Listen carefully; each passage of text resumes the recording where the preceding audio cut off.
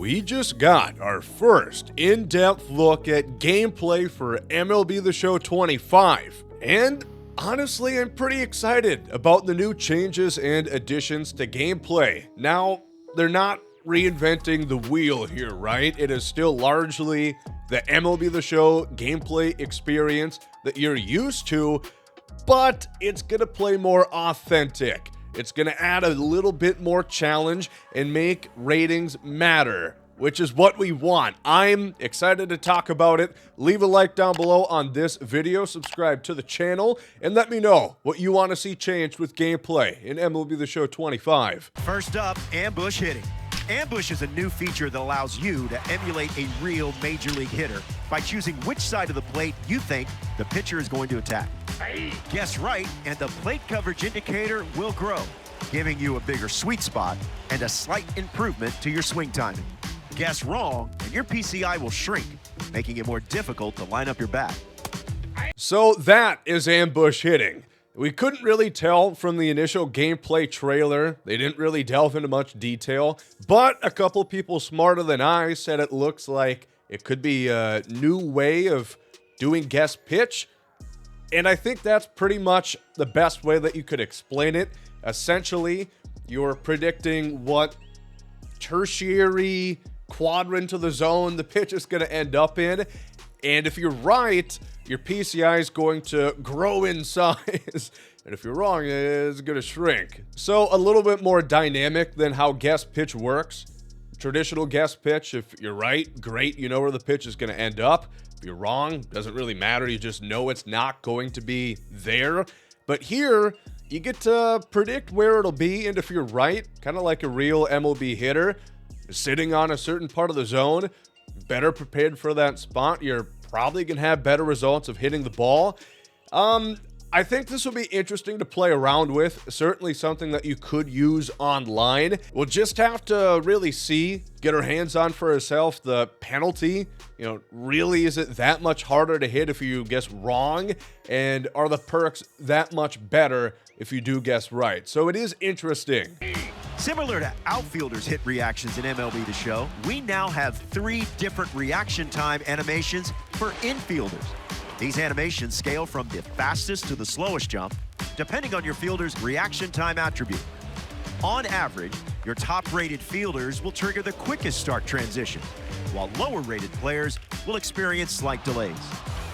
You get instant feedback as arrows shoot out of the player marker indicating your jump. Blue is the fastest, green is average, and yellow is the slowest. This will be a game changer. Now a jump throw. That's a great play. Very excited for this. Anything that makes ratings matter more on the defensive side of the ball, I'm very, very interested in. I've long since been a critic that I think ratings don't really matter that much for defense. I mean, I'm not saying they don't matter at all, but especially when you can press R2 and super dive across half the diamond and suction cup the ball into your glove every single play, it kind of makes it hard for me to believe that I need to have a good defender at shortstop or third baseman. Why play Ozzie Smith when I can just have a better hitting shortstop with worse fielding that'll still play pretty much the same as Ozzie Smith? And I don't think this is going to completely fix my gripes with defense ratings matter, but reaction is going to pay more dividends. If you've got a higher rating, you're going to get a quicker route to the ball. I think we've had a pretty good change to this in the outfield, where you notice if you have poor reaction in center field, right field, left field, what have you, you notice it. Your outfielder gets a bad jump to the ball. And of course, having 99 speed helps, but even like a Byron Buxton, I think his card this last year didn't have super high reaction. He wouldn't get going to the ball all that quick. So even though he had 99 speed, he wouldn't always get to a ball that someone with high reaction in 89 speed might be able to get to. So having this change for the infield, awesome. Big fan of that. Make the best defenders really shine. Make people want to sacrifice some hitting for better defense, because again, that is baseball. There's plenty of players who are employed strictly because of their talents with the glove, and this is just getting us one step closer to that. New in MLB The Show 25 is GOAT Difficulty. GOAT Difficulty will challenge you in a way that's never been experienced in MLB The Show. Faster fastballs, bigger breaks on off-speed pitches, tighter swing timing windows, and a smaller PCI to challenge the best of the best. Interesting. Yeah, I've always thought legend difficulty, not hard enough. You know, it's got to be way more difficult. PCI, make it smaller. Pitch speeds, make them faster. Make the pitches break more. I'm super curious how this is going to be applied to the rest of the game. Is this going to be online? You know, something even past legend difficulty, maybe for the new weekend league mode, make it ultra competitive? Or is this something strictly reserved for the extreme program to really make us hate our lives? I will say it could be interesting for offline. Legend difficulty is not quite the same for, you know, like franchise Road to the Show and online ranked seasons, Diamond Dynasty. It's easier offline. So I actually might play around with this, make it really difficult for a Road to the Show player. So yeah, if you want it, it's there. If you don't, you never have to touch it. The new jump indicator allows for more catch animations to be played from even more directions and jump timings than ever before.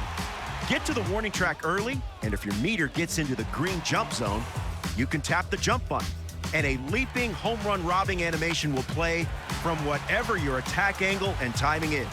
If you get to the right location, the animation chosen will time your jump appropriately. The rest is up to your fielder's ability. Now, this I am curious about, the new home run rob meter.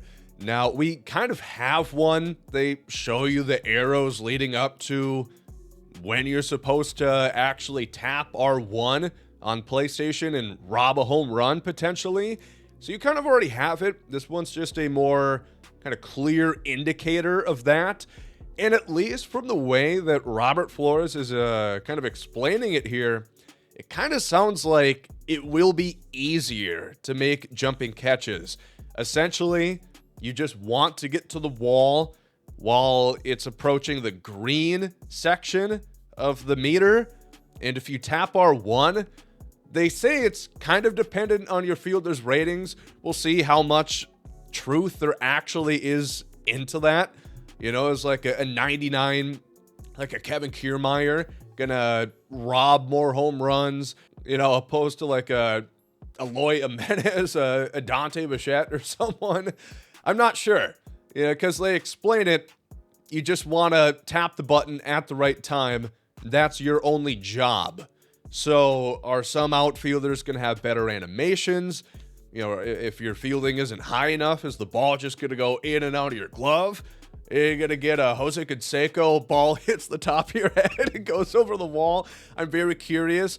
They don't really provide a lot of information of how this will work, but from the sound of it, to me, having not played the game yet, it does sound like it could be a little bit easier to rob home runs and otherwise just make catches at the wall, because they show plays at, you know, larger walls like Jacob Field in Cleveland where you can, you know, go up and make catches. Doesn't always have to rob a home run. Interesting. I'll have to actually get my hands on the game and see. The new throw accuracy meter has been adjusted and is now more of a high-risk, high-reward mechanic. The perfect, or blue region, will now be at the end of the good, or green, instead of in the middle of it. Now, if you miss late, your throw will be in the offline, or wild, or red zone. The better your fielder's throw accuracy attribute, the bigger your good and perfect regions will scale. The tag, and he's out at the play. This might be my favorite thing I've seen in this video here.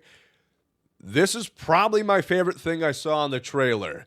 The improved throw accuracy meter. Now, they changed it in MLB The Show 23.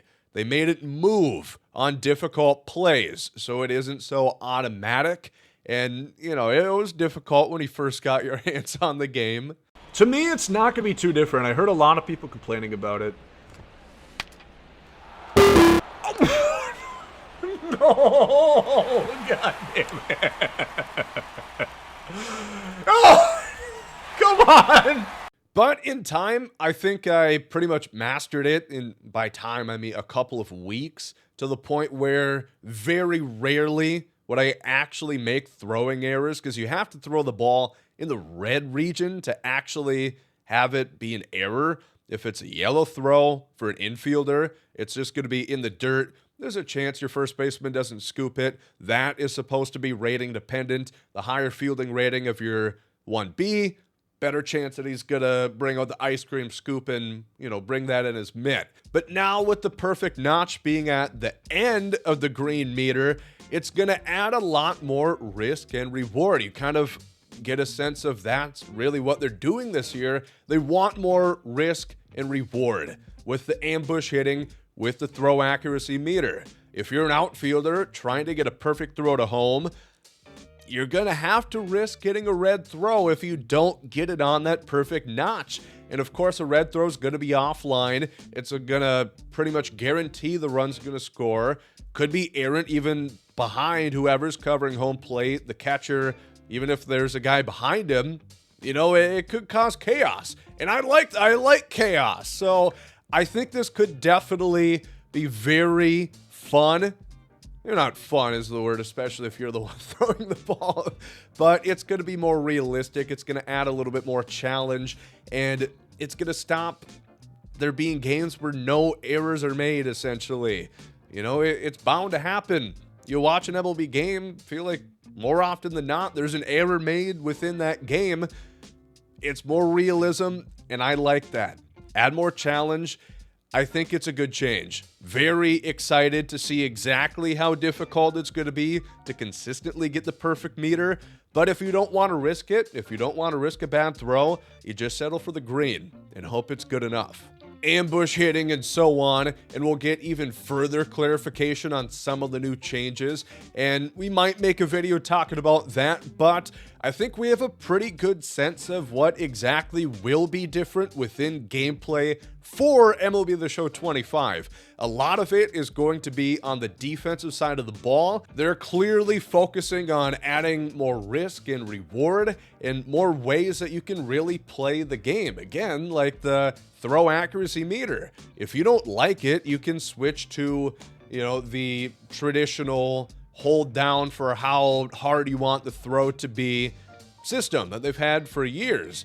Ambush hitting, you don't have to use that if you don't want it. You can play the game exactly how you play it now. It just adds another element. Just make gameplay deeper, and I think that's very cool. Give people different ways to play, and eventually they're going to find their preferred method. So I'm excited about what I saw today. I cannot wait to get my hands on the game myself, and we'll have to hear more about gameplay and everything from franchise, Road to the Show, and Diamond Dynasty within MLB The Show 25. The game's coming out pretty soon. We're about 1 month away. Leave a like down below, subscribe to the channel, and thank you all for watching.